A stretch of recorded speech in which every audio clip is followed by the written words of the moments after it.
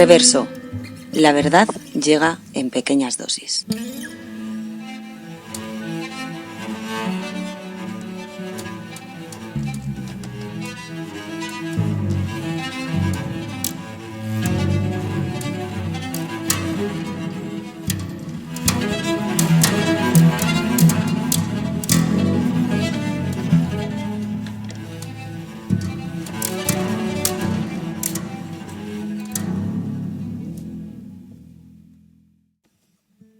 La naturaleza humana tiene sus límites. Puede soportar hasta cierto grado la alegría, la pena, el dolor. Si pasa más allá, sucumbe. No se trata, pues, de saber si un hombre es débil o fuerte, sino de si puede soportar la extensión de su desgracia. Con esta frase de Las penas del joven Werther, la conocida novela de Goethe, abrimos el episodio de hoy. Hoy vamos a hablar de suicidio, un asunto de primera línea dentro de la llamada salud mental, que no es ni mucho menos nuevo, pero que quizás durante mucho tiempo se mantuvo a la sombra. Ahora, sin embargo, brilla gracias al foco mediático, siendo seguramente la causa de que se destinen recursos y se creen planes para prevenirlo. Los aciertos y las fallas de todo esto es algo que nos gustaría analizar y para ello contamos con un invitado ideal.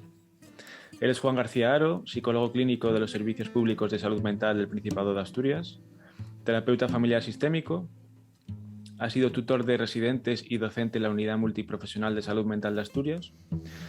Es autor de numerosos artículos y capítulos de libros sobre suicidio y conductas suicidas y también miembro de diversas sociedades científicas como son AMPIR, SOPCA y la AEN. Así que bienvenido, Juan, y muchas gracias por venir a conversar con nosotros a Reverso. Bueno, muchas gracias a vosotros, Álvaro y Pablo, por invitarme a vuestro programa y darme la oportunidad de hablar sobre este tema que yo creo que seguro que a mucha gente le interesa. Muchas gracias, Juan. Yo también me uno a ese agradecimiento de un tema necesario, tan necesario como delicado, ¿no? Pensaba. Y bueno, pues si te parece, entramos un poco en el tema. Yo creo que una buena forma de entrar creo que es yendo al concepto, ¿no? Suicidio o suicidios, ¿no? ¿Cómo se podría de alguna manera definir este fenómeno? Sí, yo creo que está bien hecha esa introducción de suicidios, porque yo aquí sigo una tesis de un psiquiatra asturiano, Guillermo Rendueles, que tiene un libro precisamente que se titula Suicidios con la S final, para hacer referencia a que el fenómeno del suicidio no es un fenómeno monolítico o único, sino que hace referencia a diferentes fenómenos. Y entonces ahí conviene utilizar el plural.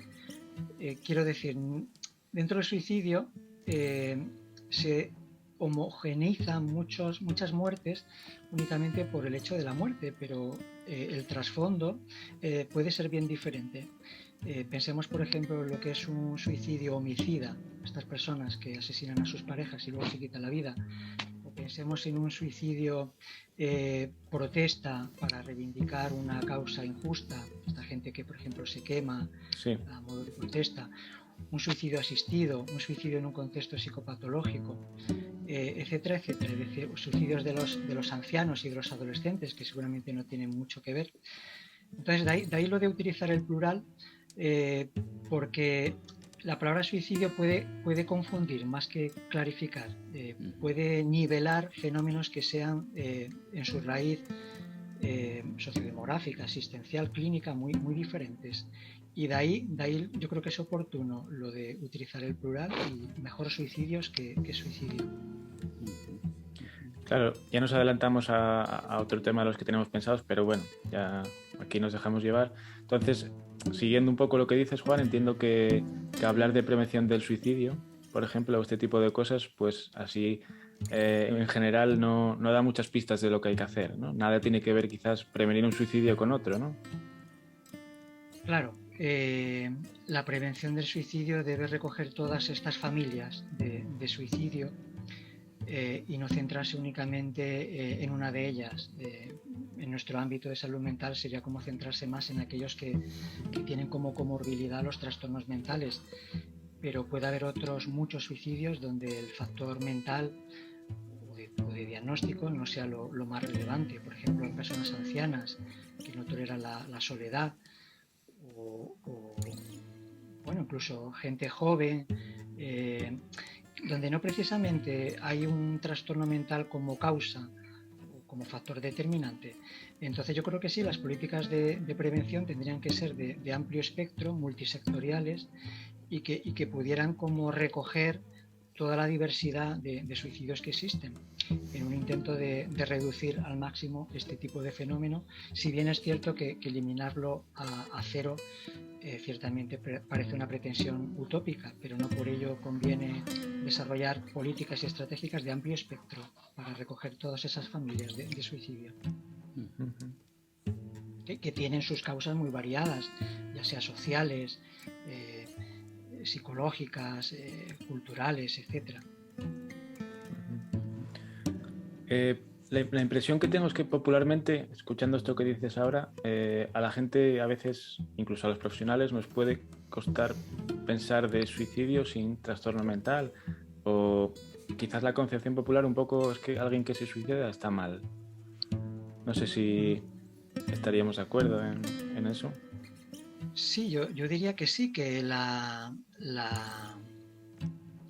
el discurso dominante, no solamente en los ámbitos sanitarios de salud mental, sino incluso en los ámbitos más comunitarios, sociales o de medios de comunicación, si bien a nadie se le oculta decir que es un fenómeno multifactorial, multidimensional, etcétera, que por cierto se insiste con bastante énfasis, cuando la esquizofrenia sería igual y la depresión sería igual y otros muchos trastornos serían igual, pero en el suicidio se insiste con bastante frecuencia, pero detrás de toda esa multifactorialidad, multidimensionalidad, es cierto que subyace una visión que entiende que el suicidio en última instancia o es un síntoma de un trastorno mental o es un desenlace natural de una enfermedad mental, o bueno, incluso hubo pretensiones en el DSM-5 de incluirlo como un trastorno mental en sí mismo, que luego no llegó a cuajar, pero puede que en la siguiente versión no lo encontremos ya incluido. Es decir, que efectivamente hay una retórica que asocia el suicidio, la conducta suicida, al trastorno mental. Y eso es algo que está en el imaginario de la gente y que va a ser difícil de desmontar. Tiene también su historia. Luego, si vamos a hablar de historia, pues podemos ver un poco las raíces de esta retórica, de este discurso. Pero ciertamente yo pienso que no es así y que habría que cuestionarlo, combatirlo y reubicar el suicidio en otro tipo de ámbitos más sociales o psicosociales o existenciales, no tanto clínicos o de enfermedad mental. Ya que nos dejas ahí el anzuelo de la historia, lo recogemos. Y una pregunta que queríamos hacerte es que nos des un poco de perspectiva histórica. Es decir, quizás suene un poco frívola la pregunta, pero sería algo así como ¿desde cuándo se suicida la gente? ¿Cuándo aparece este fenómeno? ¿Qué sabemos de eso? Bueno, hay un libro muy recomendable de Ramón Andrés que se llama Historia del suicidio en Occidente y viene a decir que el suicidio existe desde siempre, desde que existe el ser humano y que es un fenómeno inherente a la condición humana y por tanto existe desde siempre y en todas las culturas. No es un fenómeno nuevo ni mucho menos, sino que ya está presente con diferentes concepciones. Lo que ha ido variando a lo largo de la historia es la concepción que se tiene del suicidio, pero la conducta suicida o los suicidios ocurren desde siempre. Si miramos así en la historia, ya lo podemos encontrar pues en la antigua Grecia, mucho antes. Pero en la antigua Grecia, por situarnos en un momento histórico, en la antigüedad, tanto en Grecia como en Roma, se consideraba el suicidio, había una doble vara de medir el suicidio, porque por un lado se entendía que los suicidios de los soldados, los esclavos o las personas civiles tenía una connotación negativa por aquello que le sustraía a su amo o a la sociedad. En cambio, entre los nobles o los generales era como un acto heroico y estaba considerado y está bien visto. Es decir, un general romano en una batalla pierde de una manera humillante y se veía bien el acto suicida como una manera de limpiar esa falta. Y esto se mantiene tanto en Grecia como en Roma, esta doble dimensión de que para unos es un acto reprobable, etcétera, y para otros es un acto heroico o noble. Luego de ahí podemos saltar bueno, ahí tendríamos, por ejemplo, a Aristóteles y a Platón, que eran contrarios, pero que sin embargo consideraban que habrían como unas causas que lo legitimaban. El deshonor, la enfermedad incurable, que sería como un antecedente de lo que ahora podríamos llamar la eutanasia. Luego, en las filosofías más helenísticas, estoicos, epicúreos y cínicos, tiene una consideración mucho más abierta y más favorable, ¿no? Acordaros, por ejemplo, de Séneca, que se suicidó y que tenía una frase algo así como: quien quiera ser libre tiene a su disposición todas las venas de su cuerpo, o algo así. Se va ampliando la concepción, se va aceptando hasta que llega el cristianismo. En el cristianismo, no tanto los primeros cristianos, porque los primeros cristianos, en los textos sagrados no hay ninguna indicación en contra del suicidio. Y ahí, por ejemplo, en el Antiguo Testamento está el suicidio de Sansón, el de muera yo con todos los filisteos. En el Nuevo Testamento tenemos el suicidio de Judas, que según el Evangelio de Mateo no pudo soportar la culpa por la traición y se ahorcó en un árbol. Incluso hay gente que viene a decir que la muerte de Jesús es también un suicidio. De hecho, en el Evangelio de San Juan dice algo así como: yo no muero más que de forma voluntaria. Y que hay también teorías que asocian la muerte de Jesús a un suicidio. Bueno, y no digamos los mártires, etcétera. Todo esto cambia con San Agustín en el siglo V, que considera que el suicidio es como un pecado contra Dios y casi como algo diabólico, y a partir de ahí se desarrollan diferentes concilios que condenan el suicidio a un acto malvado y pecado contra Dios, etcétera. Y eso se mantiene. Fijaros que en España, hasta el año 1983, las personas que se suicidaban tenían prohibido ser enterrados en un cementerio. Estaba mal visto. Bueno, luego ya llegaríamos a la Edad Media, donde el suicidio ya no es un pecado, sino que se convierte en un delito y a las familias se les confiscan los terrenos y demás. Y así seguimos hasta el siglo XIX, que yo creo que es el gran giro de paradigma, que es con el alienismo francés de Esquirol y de Pinel, que vienen a considerar el suicidio desde la óptica anatomoclínica y patológica, y consideran que el suicidio es el síntoma de una locura, de una enfermedad mental, que es lo que ha ido acojando en la historia de la psiquiatría, de la psicopatología y demás, hasta el siglo XX, que ya se ha ido extendiendo esa visión, insisto, hasta el DSM, hasta la actualidad. Es decir, que a lo largo de la historia el suicidio ha tenido diferentes concepciones, como honor, como pecado, como crimen, como enfermedad. Y ahora, a día de hoy, yo creo que en el imaginario de cada uno de nosotros como conviven estas diferentes concepciones. Y bueno, y esa es la historia un poco. No, una gran labor de síntesis, ¿no? Un recorrido, la verdad que digo, que mérito poder sintetizar esto, ¿no? Me dejo muchos matices, pero en definitiva lo importante es eso, ¿no? Cómo la palabra en esa palabra se van cristalizando diferentes concepciones que yo creo que perduran. A día de hoy, cuando pensamos en el suicidio, se nos mezcla la culpa, el pecado, la enfermedad, el delito. Y de hecho en el lenguaje, si queréis más adelante lo podemos retomar, en el lenguaje que utilizamos popularmente y profesionalmente, se deja entrever este tipo de concepciones que perduran en nuestra cosmovisión del suicidio. Sí. Sí, la verdad que como digo, son muchos matices, porque también es toda la historia de la humanidad, como bien decías, ¿no?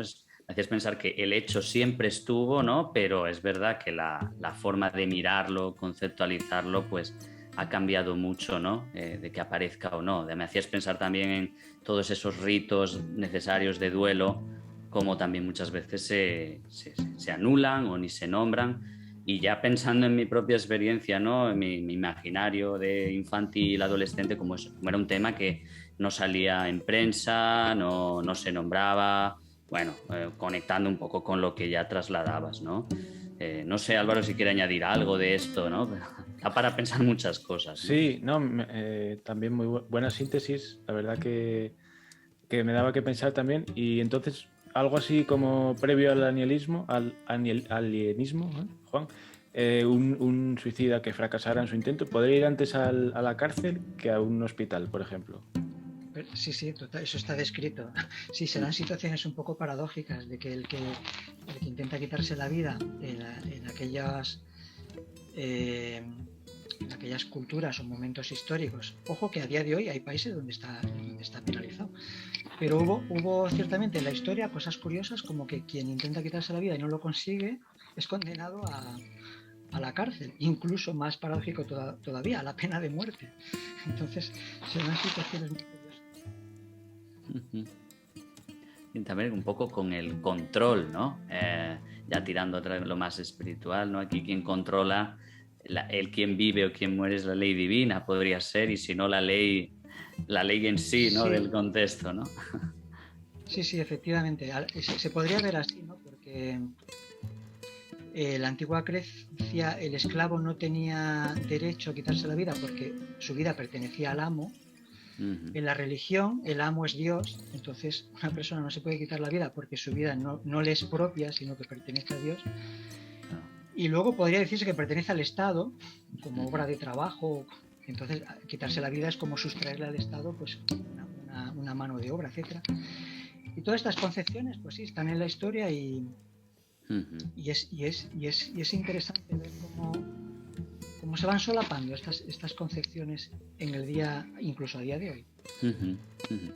Ahora pertenecería a Amazon o algo así, ¿no? Ahí estaría el problema.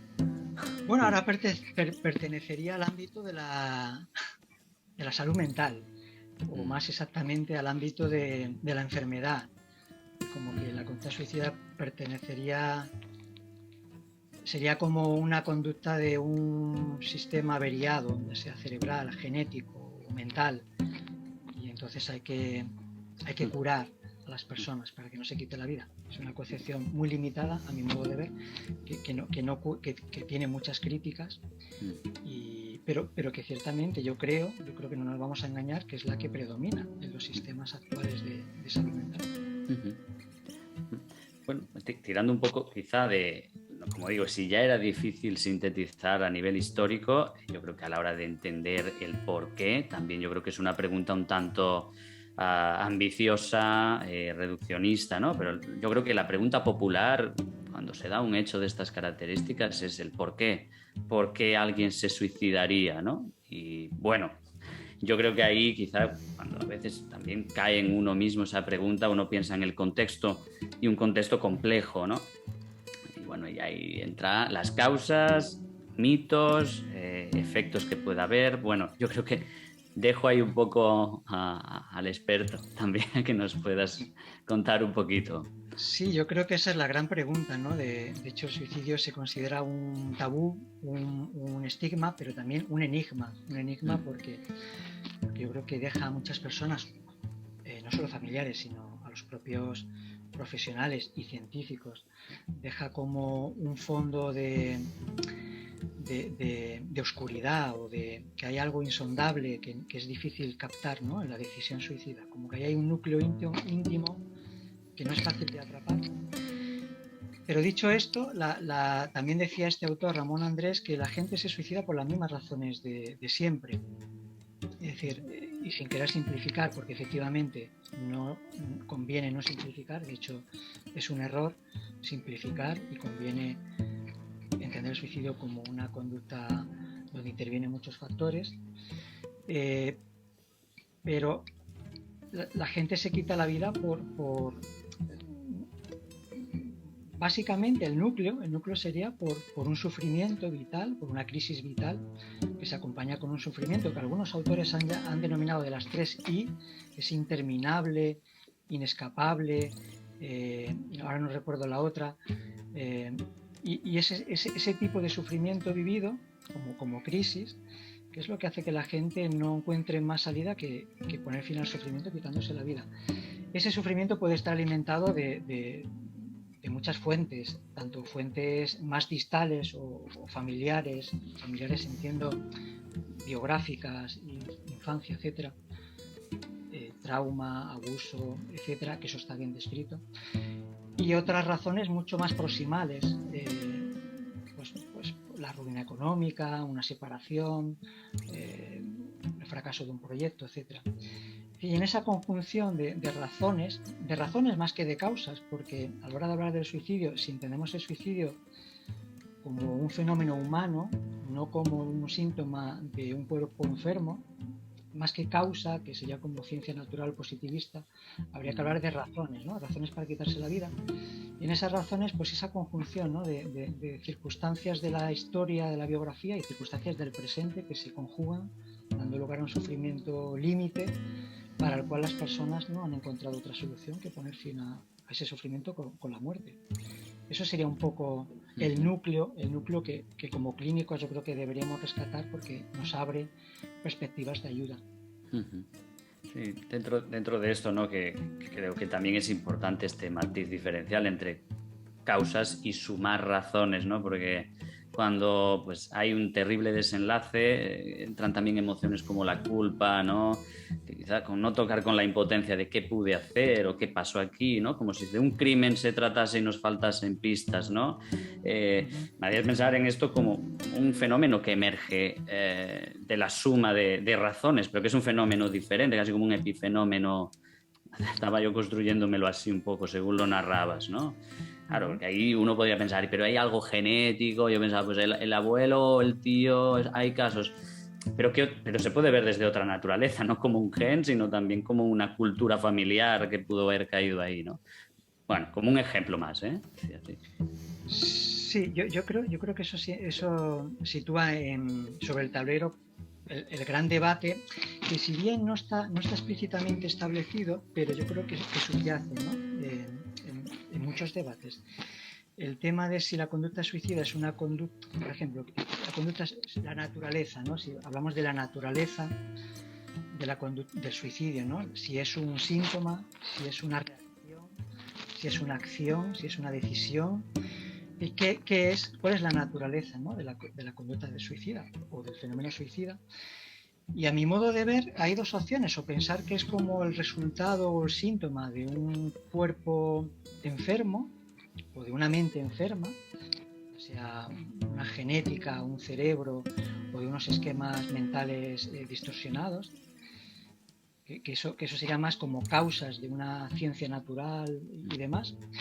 O entenderlo más como un fenómeno humano y por tanto algo más contextual, más holístico, más biográfico y existencial. Y en ese sentido, claro, el perfil del suicidio es diferente. Ya no cabría reducirlo a un gen, por más que se investigue polimorfismos y demás, y que hay literatura, por cierto, que apunta a ciertos polimorfismos asociados a la conducta suicida, pero como en todo, ¿no? Al final no se sabe si esos polimorfismos están asociados a la conducta suicida, están asociados a la agresividad, a una patología mental, a un aumento de la serotonina. No acaba de aclararse. Y tiene sentido, porque si la conducta suicida es una conducta intencional, humana, existencial, biográfica, pretender reducirlo a un gen, pues creo que ahí se escapan muchas cosas. Por más que sea cierto que en muchas familias el suicidio pues corre en familia, ¿no? La familia Hemingway, etcétera, etcétera.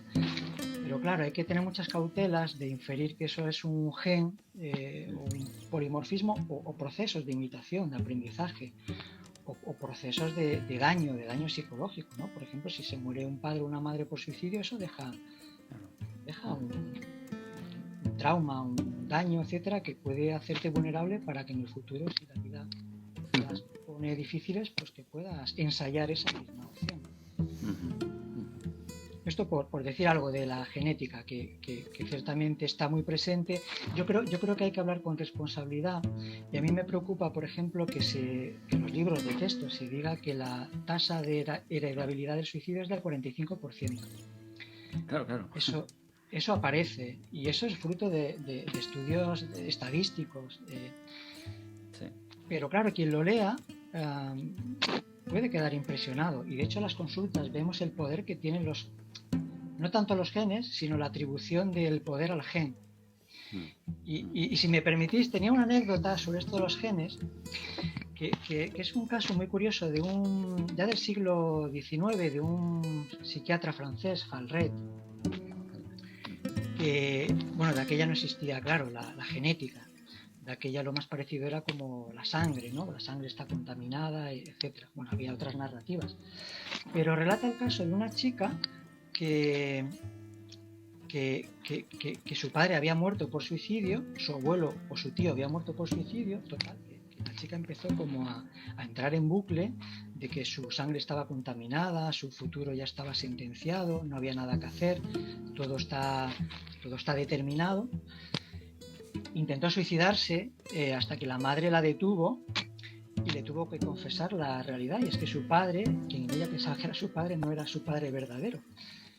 Ella dijo, claro, esto me lo dices para que no me quiera quitar la vida y demás, hasta que le condujo a una cita con su padre verdadero, y el parecido físico era tan insuperable que no tuvo más remedio que aceptar que ese padre que se suicidó no era el suyo, y desde ese momento todas las tentativas suicidas y la ideación suicida desapareció.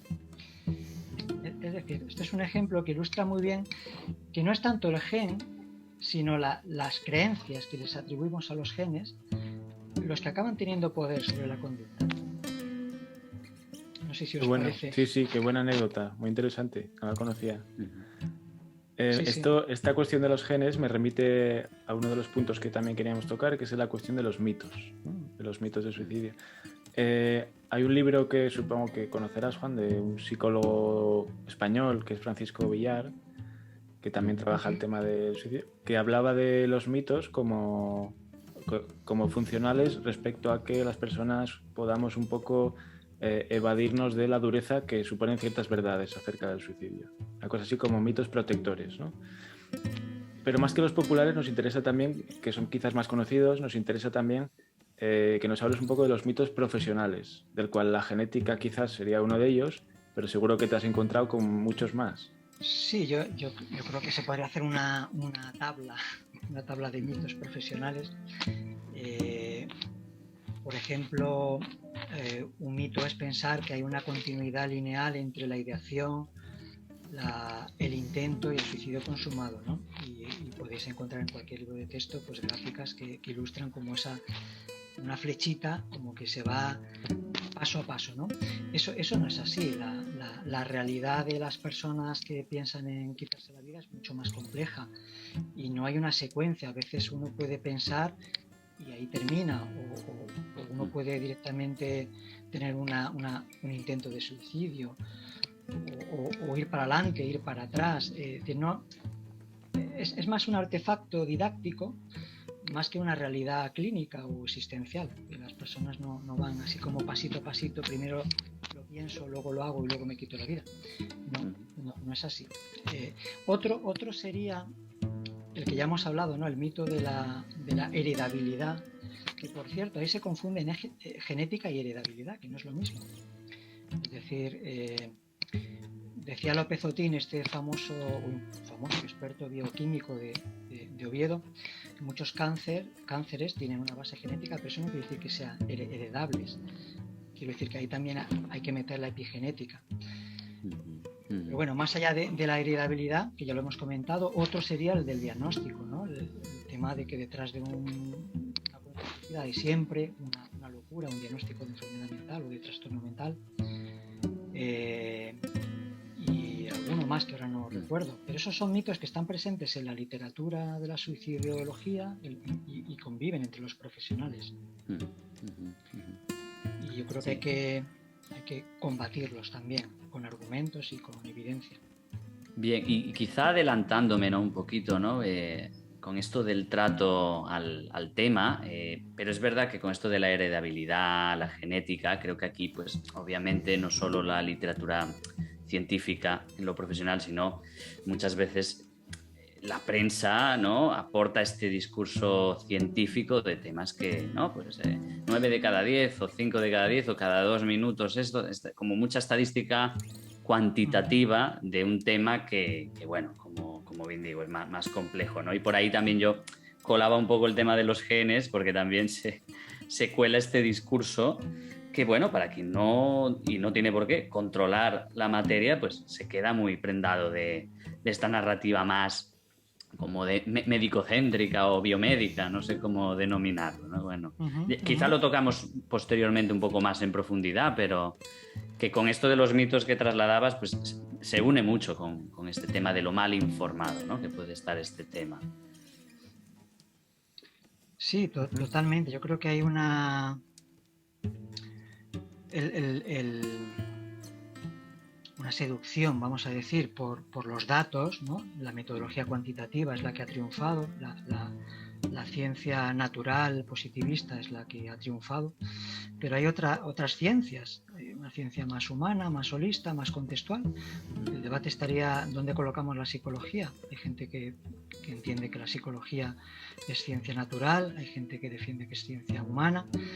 Y entonces, claro, todo lo que aparezca en prensa como descubrimiento cerebrocéntrico, biomédico, genético, pues yo creo que andamos también como muy necesitados, ¿no? de esperanzas, ¿no? de que por fin se encontró la causa de la esquizofrenia, la causa de la depresión, la causa del suicidio, como... Bueno, y hasta ahí es comprensible, ¿no? Todos necesitamos que la ciencia nos salve. Antes era la religión, ahora es la ciencia, la nueva religión. Y se entiende. Lo que ocurre es que cuando se dan esas noticias no se balancea bien lo que se dice y a veces se generan expectativas que son falsas. ¿Cuántas veces hemos visto en televisión anunciando que se ha encontrado el gen de la esquizofrenia? Pues un montón de veces. Y en realidad no es el gen de la esquizofrenia, son ciertos polimorfismos que correlacionan con ciertos comportamientos, etcétera, etcétera. En el suicidio es igual, se encuentran ciertos polimorfismos que correlacionan con ciertas expresiones de la conducta suicida. Y todos son estudios de correlación que interpretamos en términos de causa-efecto, pero eso no es así. Eso no es así y se generan esas confusiones que las encontramos también en nuestros consultantes cuando nos cuentan que se falleció no sé quién por suicidio y nos preguntan asustados si tendrán un gen del suicidio. Y hay que empezar ahí a hacer un trabajo de clarificación y bueno. Recuerda esto una anécdota que escuché, ya que contaste tú antes la de esta chica, Juan, este caso de una persona que fue una especie de vidente que le dijo que moriría atropellado por un coche y de forma de profecía autocumplida, pues a un día cruzando la calle por unos nervios, fallos, sabiendo que eso estaba en juego, pues se precipitó y fue atropellado por un coche, como el vidente le había dicho, ¿no? Sí, eso lo sabemos bien, ¿no? El poder de las profecías autocumplidas, las creencias cuando se asumen, interiorizan, que tienen mucho poder. Y en el suicidio yo diría que es como un fenómeno que se hereda después de morir alguien y no antes de nacer. Es decir, es un fenómeno que empieza a cuajar cuando nos dicen que alguien ha muerto. No empieza a funcionar cuando hemos nacido. Es decir, hay un efecto de profecía y eso en las consultas se ve de manera bastante clara, ¿no? Como fallece el padre y el hijo entra en un bucle, y la literatura lo describe también, entra en un bucle de rumia acerca de por qué, ¿no? Esa dificultad hermenéutica de entender el por qué, si me podrá pasar a mí, procesos de identificación o de desidentificación. Es decir, uno ya entra, queda como habitado por no sé, una especie de problemática que es la que empieza a que la gente tropiece y tenga problemas. No es tanto una cuestión genética, sino cómo asumimos ciertas cosas y cómo nos manejamos con ellas.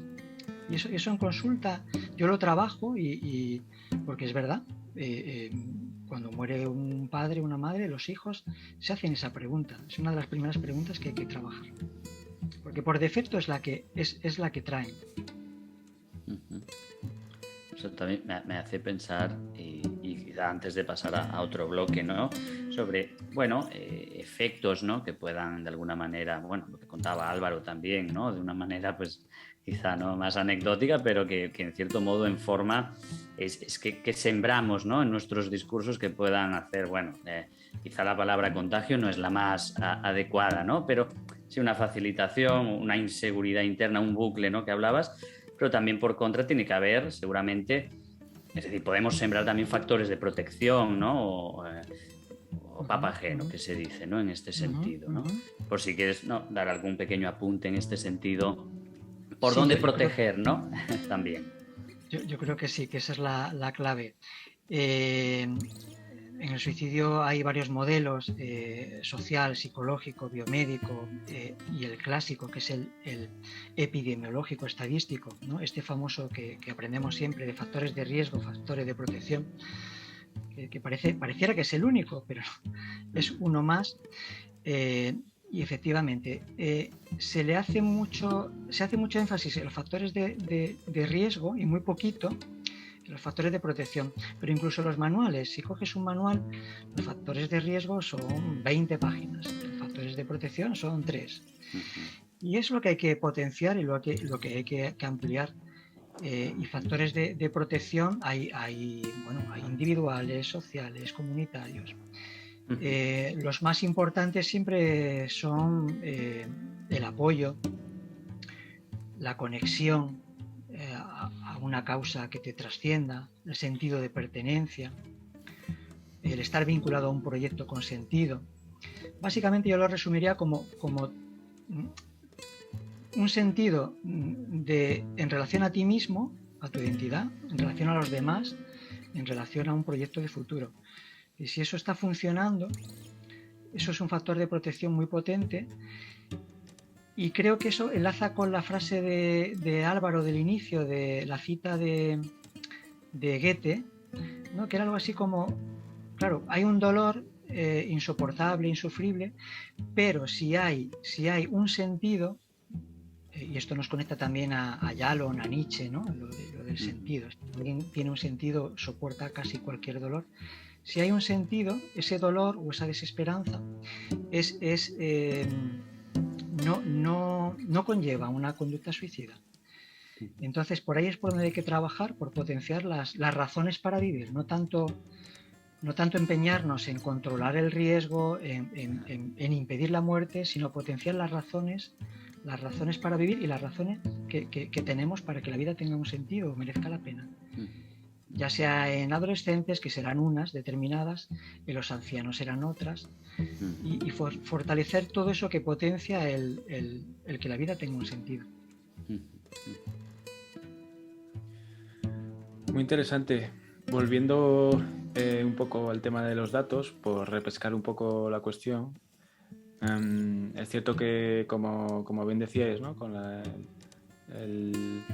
el imperio de lo cuantitativo, pues estamos completamente aplastados en datos. No sé si recordáis aquel programa de política, no me acuerdo cuál, donde cada vez que el entrevistado hacía una formación, hacía alguna afirmación, había un tipo detrás que contrastaba los datos a ver si había mentido, ¿no? Pues bueno, así estamos, ¿no? Entonces, sí que hay mucho dato, pero queríamos preguntarte, Juan, si se puede destilar algo de tanto dato, porque parece que últimamente la sensación que da en la prensa es que ha aumentado mucho los intentos de suicidio, que esta cuestión está descontrolada. No sé, un poco qué sale de los datos. Sí, los datos... Bueno, en primer lugar yo creo que conviene ser cauteloso con los datos. En primer lugar, por los registros, porque seguramente la tasa que se codifica de suicidio está muy por debajo de la que realmente existe. Dicho esto, bueno, por diferentes razones, porque es difícil codificar una muerte por suicidio, porque tiene que haber una intencionalidad y no siempre se puede mostrar, porque en las familias puede haber cierta vergüenza o cierto estigma y se puede ocultar. En algunos países incluso está prohibido. Siempre hay que desconfiar de las tasas, ¿no? Pero desconfiar en el sentido de que posiblemente sean por debajo, infradosis.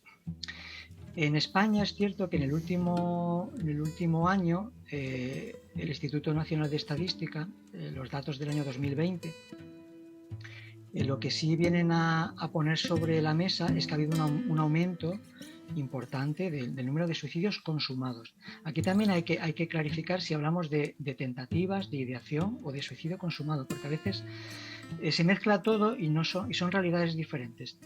Pero suicidios consumados sí que ha aumentado.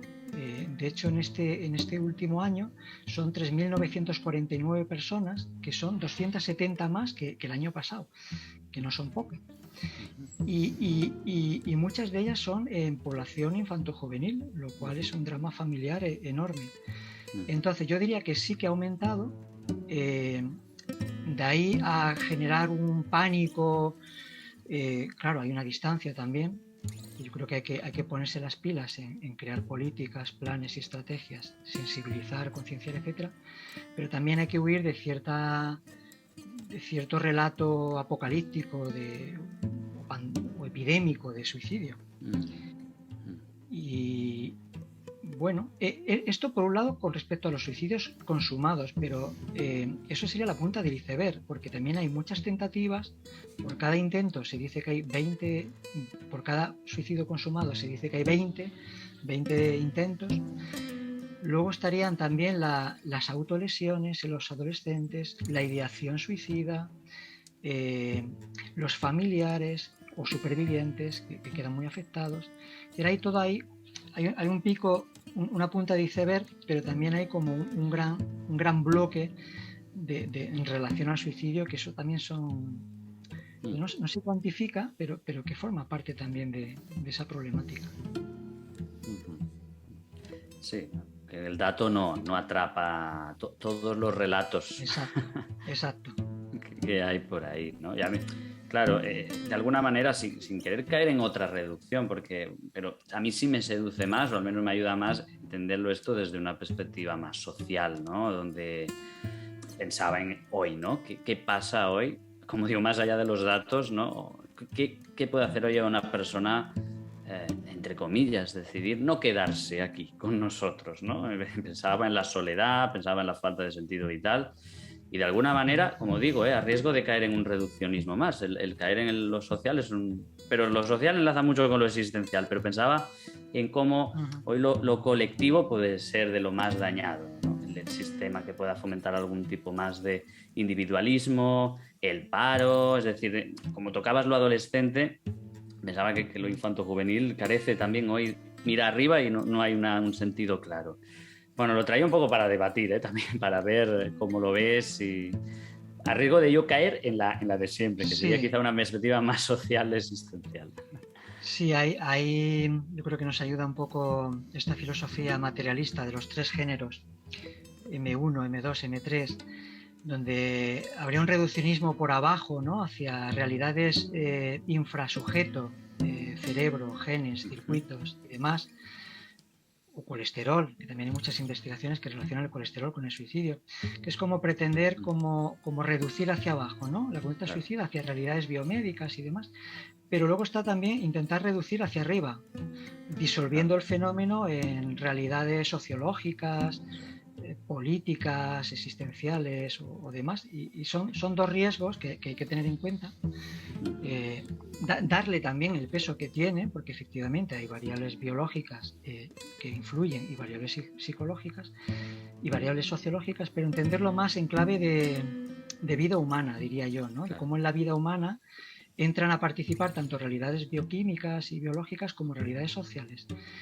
Y ya entrando en realidades sociales, pues efectivamente la sociedad actual en la que vivimos pues no es precisamente muy acogedora o muy habitable para quien lo pase mal, ya sea sociedad individualista, consumista, o esto que decía el sociólogo Bauman, sociedad líquida, donde los vínculos, los lazos se están perdiendo y donde deja a muchos adolescentes pues un poco a la deriva, y también a personas mayores.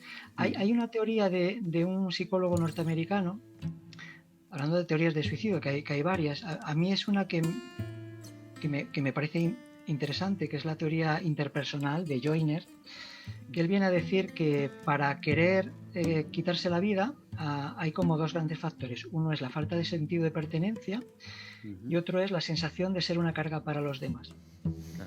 Pero que no bastaría eso para pasar a la acción, sino que habría que haber desarrollado la capacidad para quitarse la vida, que es como una capacidad que se adquiere, ¿no? Como cualquier otra capacidad, o que se aprende, diríamos, derribando las defensas del miedo, del dolor, etc. Pero volviendo a las primeras razones que él da, ¿no? Que sería sensación de ser una carga para los demás y falta de sentido de pertenencia, y si hablamos por generaciones, diríamos que los adolescentes más por falta de sentido de pertenencia a un grupo o a un otro social, y en los mayores sería la sensación de ser una carga para los demás, que eso lo relatan, ¿no? No quiero ser una carga para los demás, no quiero dar qué hacer, y se quitan la vida. A mí eso me lleva a pensar qué clase de sociedad vivimos, ¿no?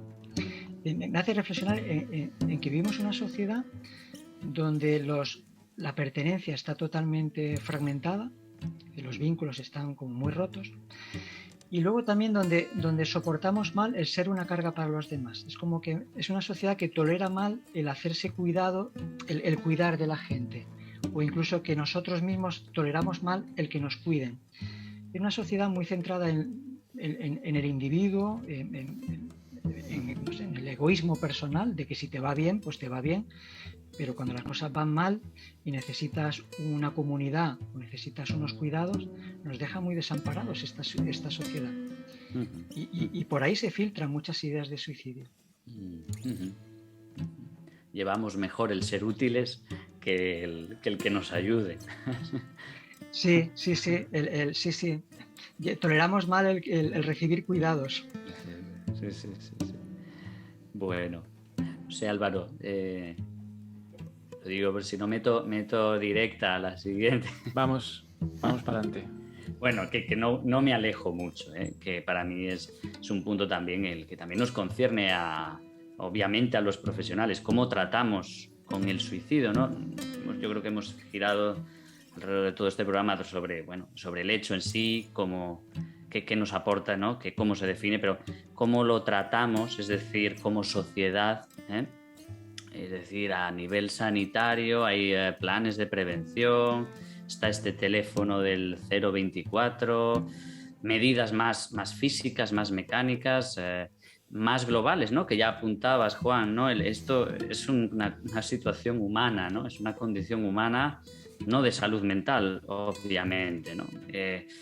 Claro, yo he crecido en el tabú, creo que salía la cuestión de que era un tema tabú, pero da la sensación, y esto lo comentaba también con Álvaro, no es que sea un tema que no se le dé importancia, sino que esas palabras que tanto se hablan que se acaban gastando y pierden el sentido, y a veces uno toma la sensación de que esta narrativa se ha saturado mucho últimamente, la palabra suicidio, y yo sentía el riesgo de que esto se banalizase. Me parece tan chungo, dicho así, tan jodido, que de tanto nombrarlo, creo que las cosas importantes hay que nombrarlas poco, ¿no? Pensaba yo para mí, y daba la sensación de que este tema inunda mucho, ¿no? Ese riesgo de banalización. No sé qué piensas, es una pregunta en racimo que te he hecho, pero... Son varias cuestiones. Son varias, es habitual en mí esto.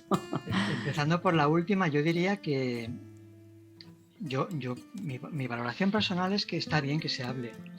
Creo que atrás han quedado épocas muy oscuras donde el tabú y el silencio han imperado. Siguen haciéndolo, Y yo celebro como buena noticia que cada vez más esté en prensa, esté en los planes de salud mental, esté en los programas.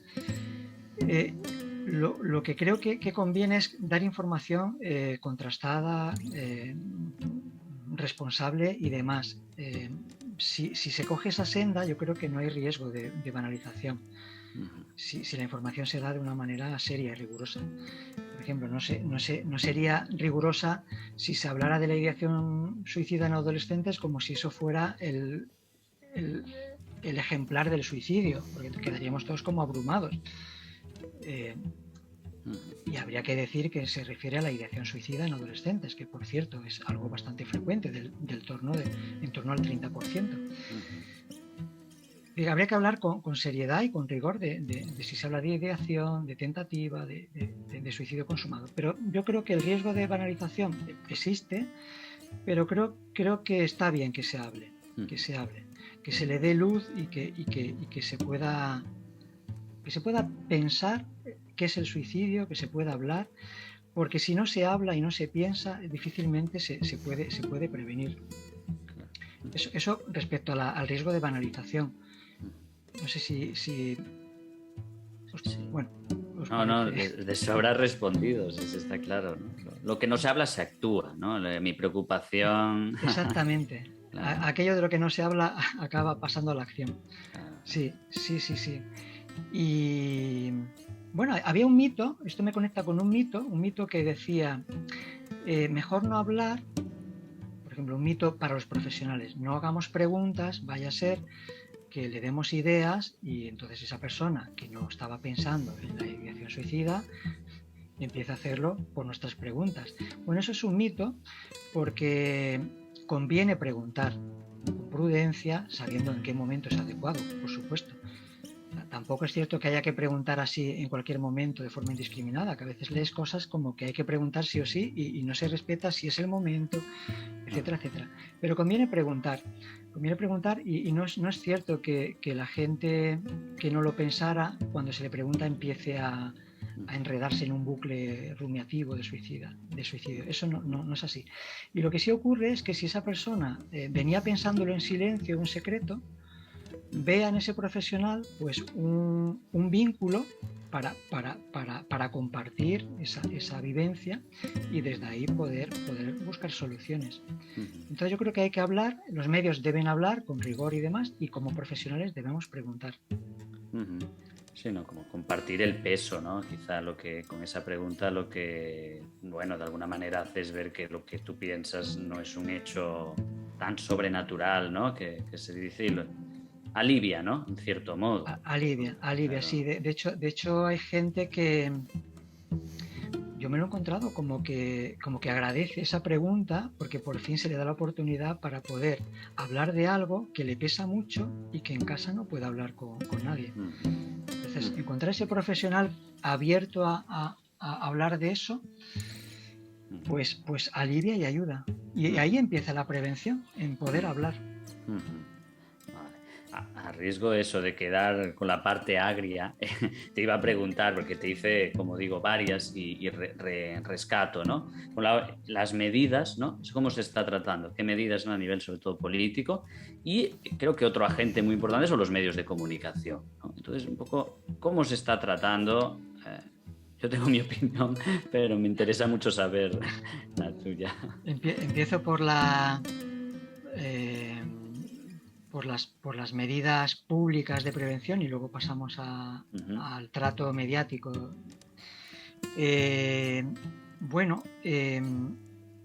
Recientemente se aprobó la Estrategia Nacional de Salud Mental, creo que es 2002-2026, que incluye como varias líneas estratégicas, creo que eran 10, y la tercera, si no recuerdo mal, era sobre la detección, atención y prevención de la conducta suicida.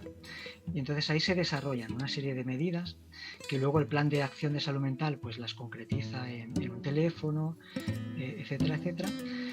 Y que hay un interés político de desarrollar medidas. Otra cosa es qué lógica subyace a esas medidas, eso sería para debatir. Y yo creo que ahí sería lo importante, qué trasfondo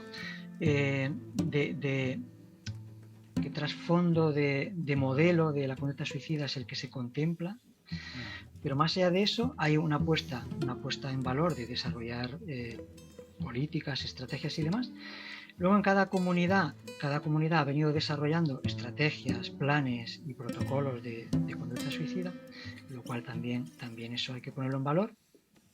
Ojo que no es lo mismo un protocolo que un plan, que una estrategia. Por ejemplo, algunas comunidades se han quedado solo en un protocolo, que sería como lo más es un flujograma y una ordenación de medidas, pero que no recoge todo lo que es la diversidad de lo que es el fenómeno suicida, que debe ser una prevención multisectorial, donde se incluyan medios de comunicación, servicios sociales, política social, colegios, sanidad, etc.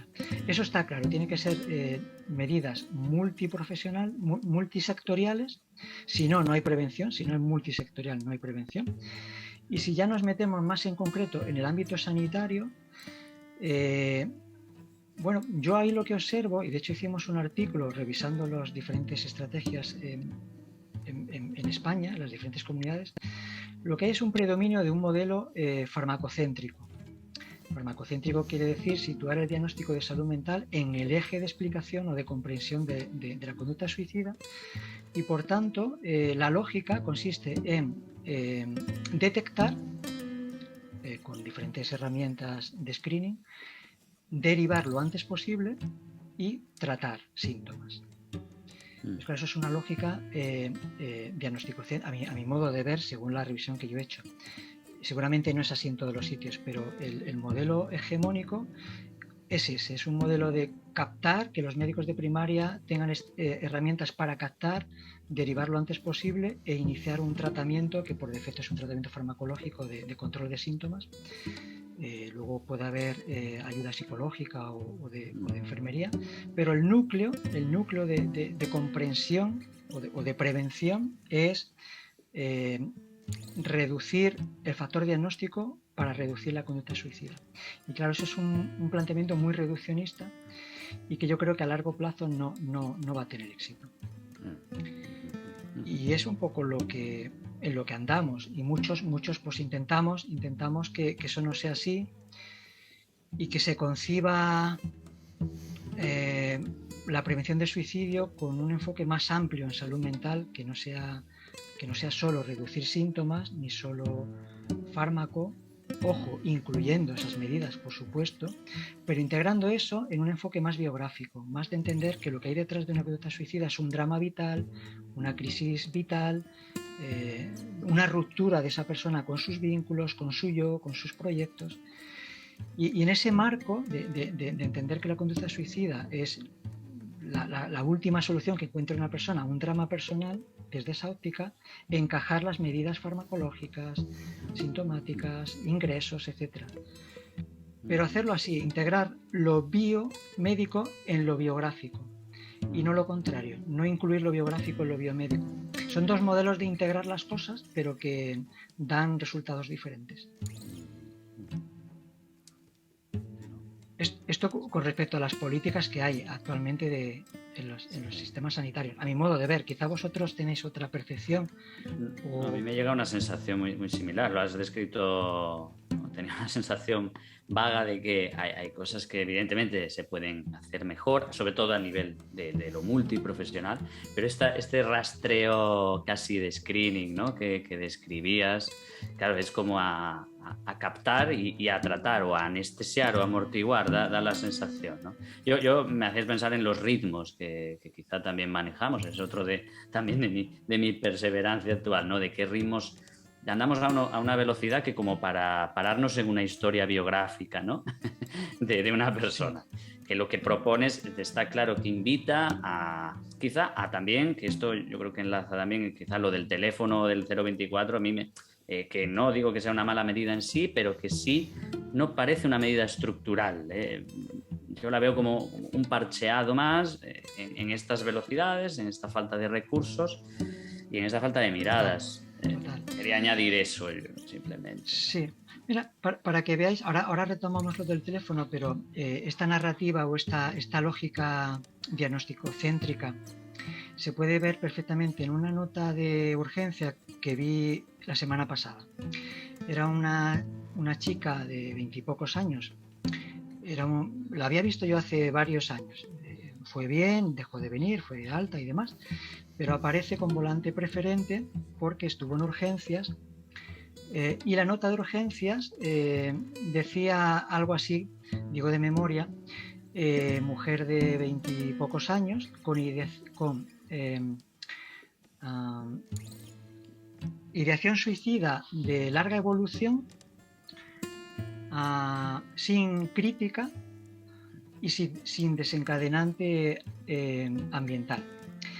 Si cogemos esas tres trozos, es decir, ideación de larga evolución, eso es una analogía de un síntoma. Sin crítica, esto es como acercar el suicidio a la psicosis, es decir, que alguien no tiene conciencia de enfermedad.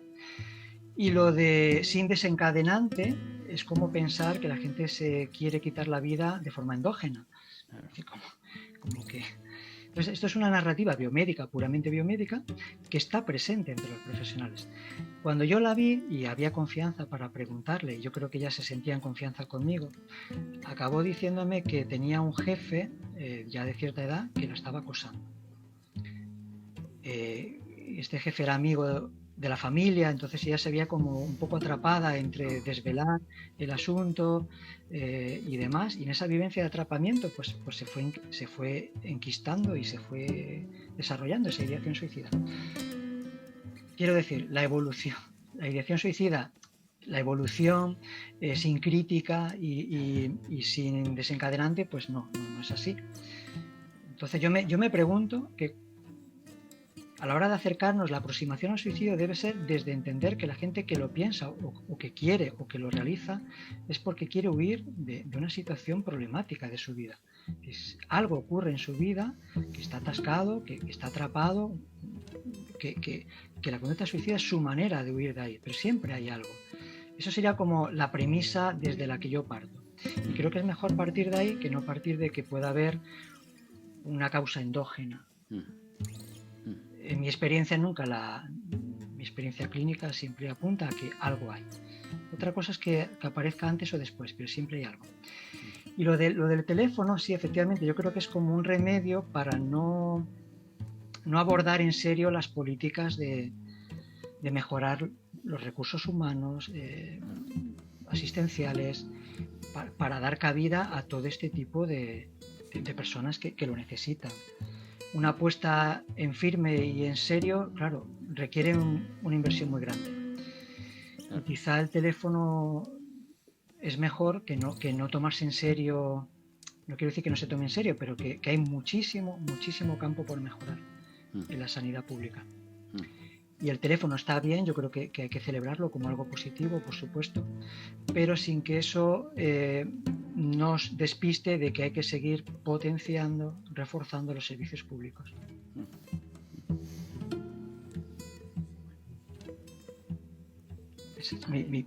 No sé si lo veréis así o... Sí, yo creo que coincidimos la mayor parte de las cuestiones que comentas. Y yo me quedaba un poco, pues, más bien como eclipsado, escuchándote. Seducido, vamos a decir. Si hay cosas que no estéis de acuerdo, también las podemos debatir, no hace falta que estéis de acuerdo. Bueno, tampoco espero que haya un acuerdo en todo. No. Es algo que la masiva audiencia de Reverso nos pide, que a veces tengamos alguna... Pero es que pido perdón, pero no estoy... No sé si en la posición, pero es que tampoco en el contenido, ¿no? Creo que lo que trasladas, me siento muy afín a lo que trasladas, la verdad. Bueno, yo sí quería preguntarte, Juan, tu opinión acerca de una cuestión que quizás es una cuestión muy fácil plantear para debate, que es si siempre sucede algo, ¿no?, en las personas que tienen ideas de suicidio, etcétera. Hay cierta clínica, quizás esta es una cuestión muy específica, pero bueno, cierta clínica muy cercana a la melancolía, vamos a decir, donde parece que, o al menos la impresión que tengo yo, es que las personas, más que sufrir de su contexto inmediato, sufren de sí mismas o de una cuestión más intrapsíquica, por llamarlo así. Entonces quizás buscar ahí los determinantes contextuales al menos próximos sería muy difícil encontrarlos o quizás ni los haya. Y no sé, quería saber también qué pensabas tú de este tipo de ideas suicidas o de suicidios a veces. Bueno, sí, como hablábamos al principio, ¿no? Hay que utilizar el plural, ¿no?, de suicidios y ver un poco qué familia o qué suicidio en melancolía, pues efectivamente en el proceso melancólico pues puede haber una desvitalización, una culpa, una autocrítica muy feroz, que no es que venga del fondo endotímico, aunque estuviera alterado, ojo. Que exista una alteración bioquímica no quiere decir que sea la causa de las cosas. A veces las personas entramos en bucles que acaban por alterar la bioquímica, y ese bucle alterado a su vez forma parte de otra dificultad más. Pero efectivamente, cuando existe ese riesgo, pues hay que tomar medidas de prevención, pues más de poner a salvo la vida de la persona. Hay estudios que hablan de que las primeras fases entre comillas de la melancolía puede haber un riesgo más aumentado de suicidio. Pues hay que estar alerta y hay que tomar, no sé, las medidas farmacológicas, ingreso, lo que fuera. Eso yo creo que no cabe duda. Pero sin olvidar que aparte de eso habría otras. Hay un sentido más allá de la alteración bioquímica, un sentido que puede ser biográfico, distante o actual, y como terapeutas o psicoterapeutas pues debiéramos un poco ayudar a que esa persona entendiera que esa ideación también puede proceder de ahí, incluso que la melancolía puede ser el resultado de un conflicto, de un problema. A veces entendemos que la conducta suicida es la consecuencia de una melancolía, y a veces no es que las personas se quieran quitar la vida porque estén melancólicos, sino que puede ocurrir, y en muchos casos es así, que mucha gente se vuelva melancólica porque tiene problemas por los que se quiere morir. Es decir, que a veces hay que establecer la flecha en las dos direcciones. Pero hablando de sí ya como melancolía, como enfermedad, yo no utilizo la palabra enfermedad. Yo prefiero hablar de problemas psicológicos o problemas de salud mental, pero dándole a la melancolía así como una entidad de enfermedad mental, si cabe. Hay un autor que es psiquiatra, que es Jaspers, que seguro que conocéis, que lo traigo a colación porque la psiquiatría tampoco es monolítica, la psiquiatría es plural, la psiquiatría comunitaria, social, fenomenológica y demás. Y hay una cita de este psiquiatra que la tengo aquí, que si no os importa os la leo, que habla del suicidio. Bueno, ya sabéis, Jasper, el autor de la psicopatología general en el año 1913, fundador de todo un paradigma fenomenológico en psiquiatría. Un libro muy ameno, por cierto, de mesita de noche. Un libro muy ameno, de mesita de noche, ¿verdad? Pues este autor, que es psiquiatra, él fue psiquiatra, luego fue filósofo, dice que el suicidio no es la consecuencia de la enfermedad mental como la fiebre lo es de la infección. En la vida puede intervenir, desde luego, el factor biológico, completamente incomprensible, de la enfermedad, pero solo por conexiones espirituales desarrolladas sobre el suelo de la enfermedad se origina el suicidio en algunos, no en todos los enfermos. Es decir, este autor lo que viene a plantear es como una comprensión del suicidio que no se reduzca a un mecanicismo biológico o endógeno, que incluso las personas que pudieran tener una enfermedad, la decisión de quitarse la vida tiene que ver con la conexión, él llama espiritual, podríamos decir psicológica o existencial, de cómo uno se conecta con esa enfermedad. Es decir, no es tanto lo que la naturaleza haga contigo, sino lo que tú hagas con tu naturaleza. Y dicho esto lo digo con matices, porque tampoco quiero dar la impresión de que no haya trastornos graves que requieran medidas urgentes, farmacología y demás. Para nada quisiera que se me entendiera esto. Pero reducir la ideación suicida a una manifestación, a un síntoma, a un epifenómeno de una enfermedad, yo creo que es también un poco confundirse. De hecho, ibais a preguntar por la definición de suicidio. La tenía por aquí, bueno, a partir de Durkheim, ya sabéis, el sociólogo de finales del 19, que establece la primera definición, y a partir de ahí las siguientes más o menos la van manteniendo hasta la OMS, que dice que es un acto con resultado letal deliberadamente iniciado y realizado por el sujeto, sabiendo este sujeto o esperando el resultado letal a través del cual pretende obtener los cambios deseados. Y en esta definición hay como partes muy interesantes. Uno es el sentido de agencia, que la persona es dueña de lo que hace, conoce lo que hace, tiene la intención de quitarse la vida, y luego está el resultado final de morir.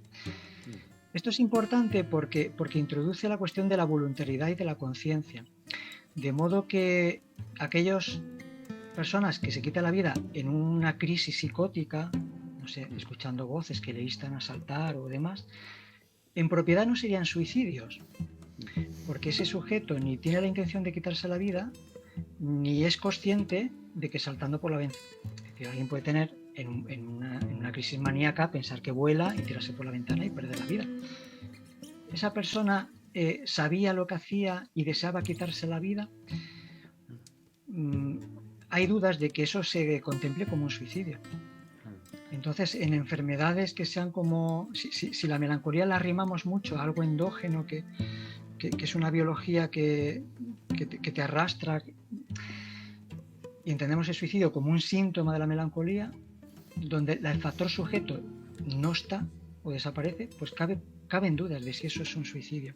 Para que algo sea un suicidio tiene que haber el factor sujeto, una subjetividad, una decisión, una conciencia, y yo creo que es importante acotar esa definición de suicidio. Nos viene de perlas que pongas la definición aquí al final para encaminarnos hacia la última pregunta que queríamos hacerte, que es la cuestión del suicidio y la eutanasia. Da un poco la sensación, o al menos la tengo yo, que en estos tiempos así individualistas, lo que uno haga con su propio cuerpo casi que está aceptado. Y no habría pensamiento más allá de si uno es libre o no sobre lo que hace, etcétera, o si está determinado por otras cuestiones. Y la pregunta así un poco a bocajarro que te lanzaríamos sería si el suicidio sería una opción vital respetable, si se puede equiparar suicidio a eutanasia, son cosas distintas, eutanasia es un tipo de suicidio con unas características concretas. Bueno, un tema que es controversial, y a ver qué nos puedes decir sobre él. Bueno, yo creo que hay varias cuestiones. En primer lugar, lo de la dicotomía determinismo-libertad yo la matizaría, porque es como una disyuntiva que luego la realidad es más compleja. No hay libertad si no es en un marco determinista, y no hay determinismo si no es en un marco de libertad. Es decir, la persona que se quita la vida no se la quita libremente o gratuitamente o arbitrariamente, sino que hay un contexto, vamos a decir, de sufrimiento, de constricción, de reducción de alternativas, de determinismo, si queremos, ¿no? Entonces, yo escaparía de esa polaridad, libertad pura, determinismo puro, porque las personas a las que atendemos y cualquier persona se halla un poco navegando entre esas dos fronteras. Luego lo de la eutanasia, yo sabéis que en el año pasado, la ley de regulación de eutanasia, creo que es de marzo del año pasado, que se publicó y está en marcha, yo la celebro como algo positivo, porque da la oportunidad de poder poner fin a una vida que para muchas personas pues que es una vida no solo de mucho sufrimiento, sino con unas perspectivas de futuro que son muy dramáticas, etcétera. Yo creo que está bien. Yo trataría de no mezclar suicidio con eutanasia, porque creo que son dos realidades diferentes. La diferencia siempre es borrosa, pero yo diría que el suicida quiere, más que morir, quiere dejar de sufrir una realidad que es como muy de mucha desesperación, de mucha crisis, Y las personas que solicitan el derecho a morir por eutanasia, más que dejar de sufrir, lo que quieren es morir. Morir quiere decir poner fin a su vida. Ya no hay un futuro. Esto no quiere decir que el suicida no acabe muriendo, ni que la persona con derecho a morir no tenga un sufrimiento, pero yo creo que ahí los énfasis son diferentes. El énfasis del suicida es poner fin al sufrimiento y el énfasis de la eutanasia es poner fin a la vida. Lo mismo son matices así un poco cuestionables, ¿no? Pero yo trataría de separar esas dos realidades como dos realidades diferentes, no las mezclaría. Y si es una opción respetable, bueno, habría que preguntarse por lo que entendemos por respetable. Desde luego es una opción vital, la eutanasia, también la del suicidio, por supuesto, son opciones que la gente toma. En la ley de eutanasia tiene mucho cuidado en no utilizar la palabra suicidio asistido. No lo nombran. Solo hablan de eutanasia o derecho a morir, pero no utilizan la palabra suicidio, yo creo que para diferenciarse. Y de hecho, cuando una persona que solicita el derecho a morir y concluye con la muerte, esa muerte se tipifica como muerte natural en la eutanasia, no como suicidio. Es decir, se entiende, las personas que solicitan la eutanasia, que cuando mueren ponen fin a una enfermedad natural. Se entiende como enfermedad natural, como si fuera como poner fin a algo que ya iba a acabar en muerte. Sí. Y eso es importante para el debate de si los trastornos mentales son trastornos que deben ser incluidos en la ley de eutanasia. Eso es otro tema. Actualmente sí se podría, es decir, alguien que diga que tenga un alcoholismo crónico, un trastorno de personalidad, una esquizofrenia, y podría solicitarlo alegando de que es un padecimiento crónico, imposibilitante, incurable, etcétera, etcétera. Yo eso lo veo cuestionable. Yo ahí tengo más reparos en si los trastornos mentales se pueden concebir como pueden ser motivos para solicitarlo. En otros países se hace. Yo aquí tengo mis dudas. De todas maneras, es muy pronto para analizar este fenómeno, porque está recién empezado. Y hay los comités de evaluación y de garantía que tienen sus procesos de deliberación, que me imagino que tendrán debates muy interesantes para concederle a una persona, una chica con trastorno límite, o a un alcoholismo o lo que fuera.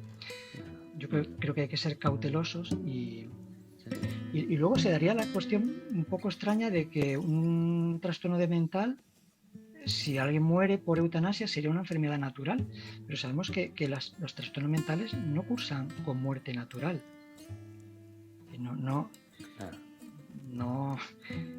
para una esclerosis, un cáncer. Ahí introduzco. ¿Sí? No, que te iba a introducir. ¿Qué piensas? Porque para mí la clave ahí también es la palabra reversible o irreversible, ¿no?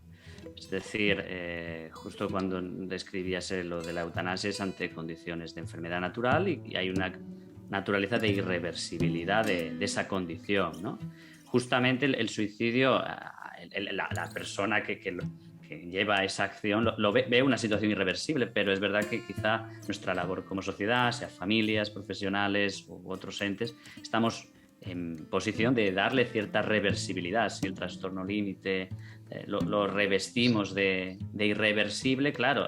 Bueno, justo lo que decías, me llegó la palabra clave de lo reversible como un factor que quizá a ese terreno gris que decías pueda ser un poco más claro, ¿no? No sé, o lo cuestionable que decías, porque claro. Sí, yo lo veo así también. En otros ámbitos se habla de sufrimiento refractario, pero bueno, más o menos el concepto es si refractario, reversible. Si entendemos que los problemas psicológicos, psiquiátricos son fenómenos humanos interactivos, no entidades naturales, claro, siempre hay un margen o bastante margen para el alivio, para la reversibilidad. Yo creo que eso es un poco lo que nos anima a ser terapeutas, ¿no? Si concebimos un trastorno de la personalidad como un cáncer, pues yo creo que andamos un poco despistados.